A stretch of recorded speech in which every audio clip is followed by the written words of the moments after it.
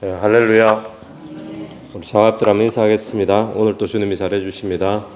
주님이 잘해주십니다. 어제 본문에 있었던 네 개의 밭에 대한 주님의 비유를 설명해 주시는 본문이 오늘 본문의 말씀입니다. 19절 보시면 아무나 천국 말씀을 듣고 깨닫지 못할 때는 악한 자가 와서 그 마음에 뿌려진 것을 빼앗나니 이는 곧 길가에 뿌려진 자요. 천국, 하나님 나라에 대한 비유이죠. 이 비유가 하나님 나라는 어떤 것인가, 씨를 뿌리는 것과 똑같다 그러는데, 하나님 나라는 무엇과 관계되는가 우리가 보니까 말씀하고 관계되는 것을 우리가 보게 되어지죠. 오늘 또 저와 여러분의 삶의 말씀이 뿌리 내리게 되기를 바라고 또 열매 맺게 되기를 간절히 바랍니다.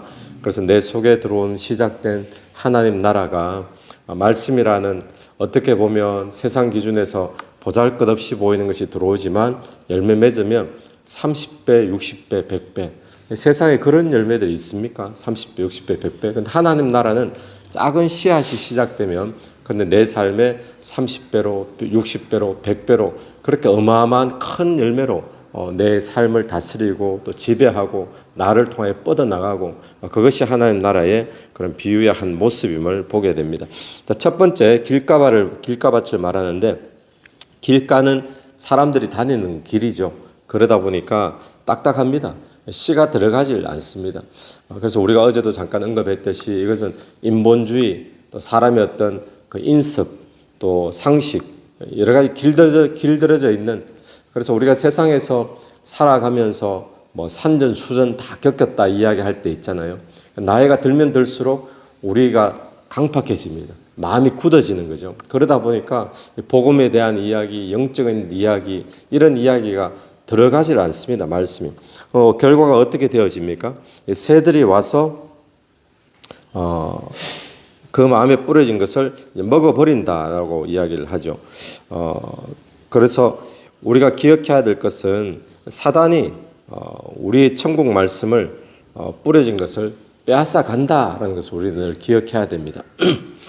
두 번째는 돌밭이 나오는데, 돌밭은 20절 말씀, 돌밭에 뿌려졌다는 것은 말씀을 듣고 즉시 기쁨으로 받되, 21절 그 속에 뿌리가 없어 잠시 견디다가 말씀으로 말미암아 환난이 핍박이나 일어날 때 곧 넘어지는 자요.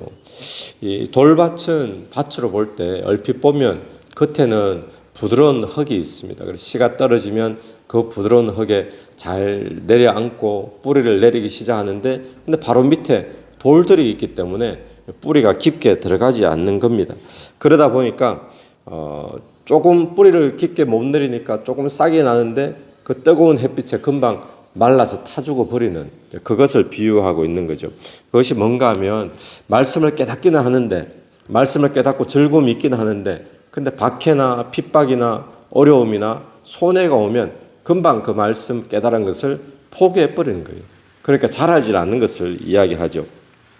그 말씀이 뿌리 내릴 때까지 인내하는 것이 필요한데, 오늘 우리에게 그것을 비유해 주고, 세 번째는 가시떨기에 뿌려진 씨가 있습니다.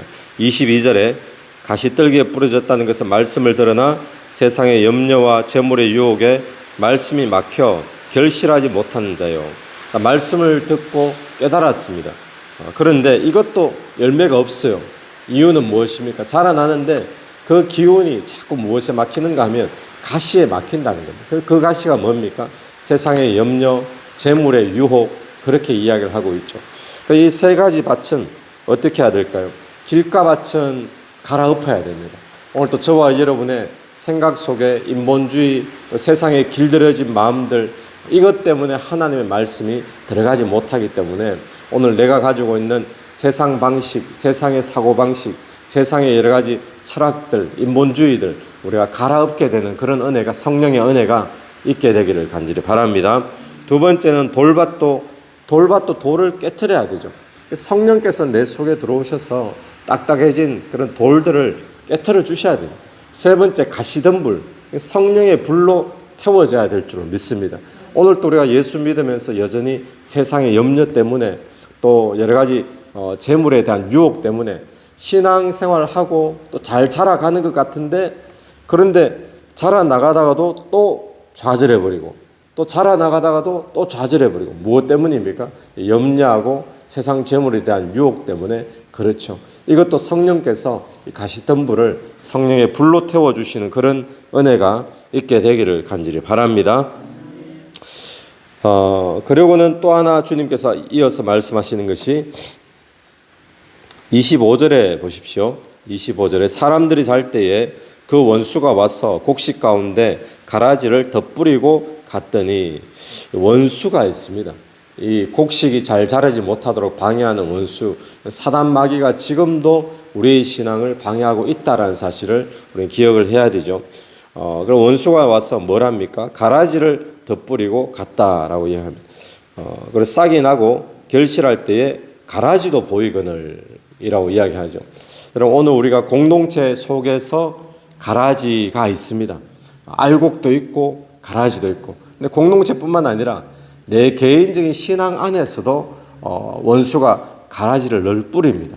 염려에 대한 가라지, 미움, 시기, 질투에 대한 가라지, 또 엄난에 대한 가라지, 세상 여러 가지 온갖 유혹에 대한 가라지들을 지금도 원수 마귀가 뿌리고 있다는 사실을 우리는 기억을 해야 되죠. 그런데 우리가 알곡과 가라지가 지금 같이 자라고 있는 것을 이야기하고 있죠. 같이 자라는데 우리가 가라지를 보면서 낙심하거나 원망하는 일이 없게 되기를 바랍니다. 하나님이 가라지를 가만히 놔두세요. 그러니까 오늘 우리가 신앙생활을 하면서 우리 옆에는, 우리 주변에는 가라지의 열매도 지금 같이 막 자라가고 있는 거예요. 그러니까 때로는 사람들이 그런 원망이나 낙심할 때가 있죠.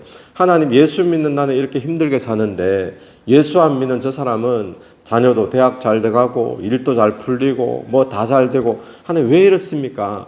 가라지 같이 자라나고 있다는 거예요. 그런데 그 가라지를 보면서 우리가 좌절하거나 낙심하지 말아야 될 이유가 있는데, 왜냐하면 27절 볼까요? 27절. 집주인의 종들이 와서 말하되 주여 밭에 좋은 씨를 뿌리지 아니하였나이까? 그런데 가라지가 어디서 생겼나이까? 28절. 주인이 이르되 누가 그렇게 했다고요? 원수가 그렇게 하였구나. 지금도 사단 마귀가 그렇게 하고 있습니다. 종들이 말하되 그럼 우리가 가서 이것을 뽑기를 원하나이까? 자, 29절. 주인이 이르되 가만두라. 가라지를 뽑다가 곡식까지 뽑을까 염려하노라. 자, 30절. 추수할 때까지 함께 자라게 두라.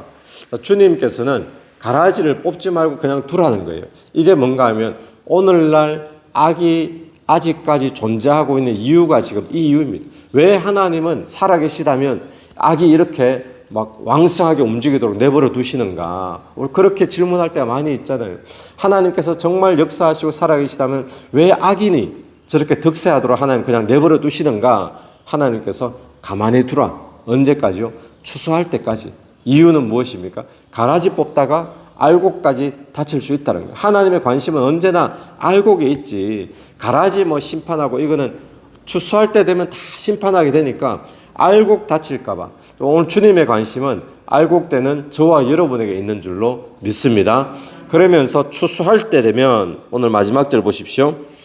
추수할 때 되면 내가 추수꾼들에게 말하기를 가라지는 먼저 거두어 불사르게 단에 묻고 곡식은 모아 내 각 곡간으로 넣으라 하시더라. 여러분, 오늘 지금도 내 삶에 원수는 가라지를 뿌립니다. 오늘 또 내 신앙생활하는 내 삶의 현장에서, 직장에서, 사람들과의 관계에서 원수 마귀는 지금도 우리에게 가라지를 뿌립니다. 그런데 우리가 기억해야 될 것은 원수가 이렇게 뿌리는 거잖아요. 이 가라지 뿌리는 것 때문에 우리 시험 들지 말고 우리 예수 그리스도만 바라보면서 나가면, 주님이 때가 되면 주님께서 다 가라지들은 불태워 주시는 그런 은혜가 있을 줄로 믿습니다.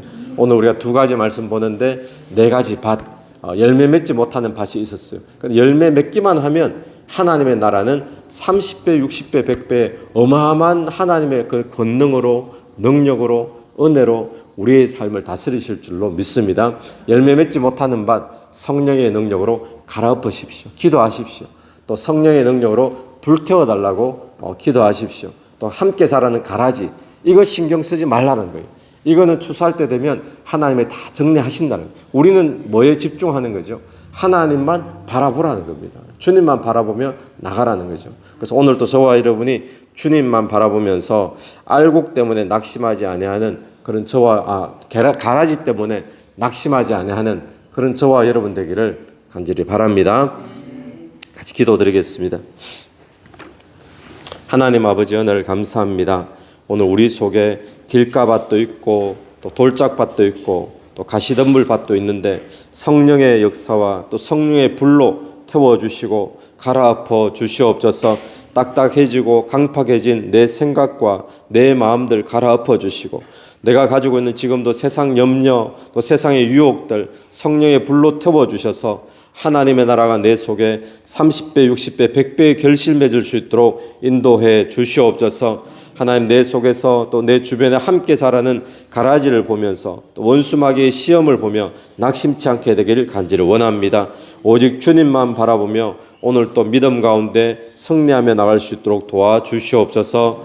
예수님 이름으로 기도드립니다. 아멘. 오늘 또 예수 이름으로 승리하시는 하루 되기를 바랍니다.